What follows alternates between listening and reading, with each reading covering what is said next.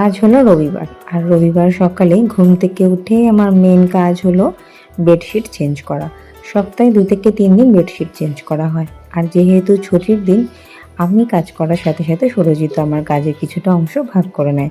আমি যেহেতু bedsheet change করে ঘর ঝাড় দিয়ে ঘর গুছিয়ে নিয়েছিলাম, আমার ঘর গোছাতে গোছাতে সুরজিৎ নিয়ে চলে এলো ঘর মোছারটা। এসে ও বলল ও ঘরটা মুছে দেবে। তবে বেশিরভাগ সময় আমি হাত দিয়েই ঘর মুছি, তাতে মনে হয় ঘরটা আমার বেশিই পরিষ্কার হয়েছে। দুজনে একসাথে কাজ ভাগ করে নিলে কাজ অনেক তাড়াতাড়ি শেষ হয়ে যায়।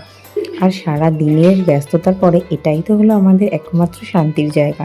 তো সেটা যদি দুজন মিলে ভাগ করে নিই, অসুবিধা কী? তো এই হলো আমার এক টুকরো শান্তি। সারা দিনের ব্যস্ততার পর আমরা এখানে বসেই কিছুটা সময় কাটাই। তো সেটা যদি একটু গুছিয়ে না রাখি, তাহলে কি হয়, যার যতটুকু আছে ততটুকু নিয়েই সে ভালো থাকতে পারে। তো আমার এতটুকু নিয়েই আমি খুশি। এটাকেই আমি যতটা সম্ভব গুছিয়ে রাখার চেষ্টা করি। তবে ডুগ্গুর জন্য হয়তো সবসময় পেরে উঠি না, তবে চেষ্টা করি সবসময় গাছ ফুল দিয়ে সাজিয়ে রাখার। আর ছুটির দিনে ডুগ্গুকে ঠাম্মির কাছে দিয়েই আমরা আমাদের ঘরগুলো গুছিয়ে নেই।